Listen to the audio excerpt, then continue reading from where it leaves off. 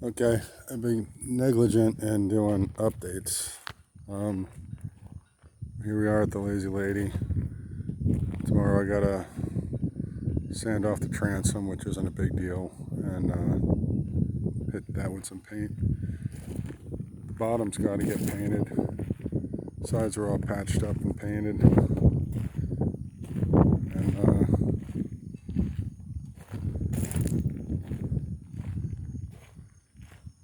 all the way around.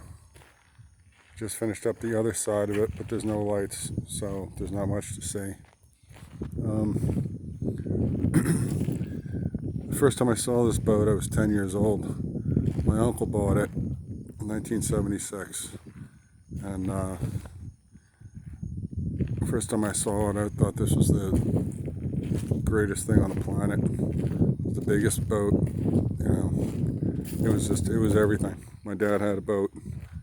He had an old sailboat, an old sloop that was originally built for running whiskey for probably Joe Kennedy up in Massachusetts. It was a purpose-built sloop. It was kind of neat, but and this thing, with the two masts and the lines of it, I just fell in love, and it was like someday this thing is going to be mine. I hope I'm old enough when he wants to get rid of it that I got the money to buy it. And yeah, careful what you wish for. Might end up with a 55-year-old chunk of wood that needs a lot of work. But it's a neat boat. There's only 7 of them built ever. It's an American Marine Limited, and they later became Grand Banks. But this was built in Hong Kong when they were knocking down the rainforests, with the teak and the mahogany trees. Guy got the bright idea to start building boats there out of teak and mahogany. So that's what they did. And when they ran out of trees, they moved to the United States and wound up becoming Grand Banks. This is the same hull as the old fishing boats. This is the same hull design as the Great Western that, what's his name, the author, spent the summer on and wrote the book, Ernest Hemingway. Basically, it's the Bible of oceanography as we know it today, and he started it all. But I got the prop back on.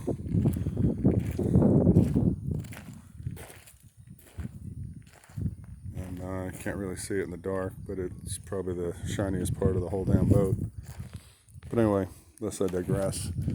My uncle, he got old and the boat started falling apart, and he couldn't keep up with it, I guess. My aunt had died. He had a girlfriend that I think she didn't like the boat because he had, 40 years of memories with my aunt on it, and she wasn't there. And apparently she's kind of jealous of a lot of different things, so he had to get rid of the boat. And deal was I can have the boat, and then I bought the slip. Unlike a regular marina, like this place, where somebody owns a whole place and rents the slips. This isn't another marina where you actually buy your slip and you own it, and works out to about $100 a month. After you buy the slip, it's about $100 a month, and I can afford that. So that's where the boat is. That was the deal. But this boat always had the reputation. Like for 40 years, he sailed it to Florida every year, and could in the fall go through the Chesapeake on the journey north, come up through either the Bahamas or Bimini or the Caribbean or wherever. This thing's been up to Maine, and right before I got it, he took it to Wisconsin through the Great Lakes, up the canal, up the Hudson River through the canals, onto the Great Lakes, out towards Wisconsin. It's been in the Gulf Coast. I mean, he ran the wheels off of this thing, but he got caught in a lot of storms, and and the boat always just came through like a champ. You know, no damage, no, you know, it always came home. But you got the nickname, the boat that always makes it home. But right now, I'm not ready to take it out into more than a few miles off the coast because the everything I painted so far is slated to be replaced. That top rail has been leaking for quite some time. The water runs down the inside of the planks and kind of rots them from the inside out. So in the next 12 months, that top rail, that whole top board, the splash rail, and then the board above it, that's all going to get replaced. Get the water to stop running it, and then I guess a year after, 2 years, hopefully have enough white oak squirreled away to replank the thing from the water line up.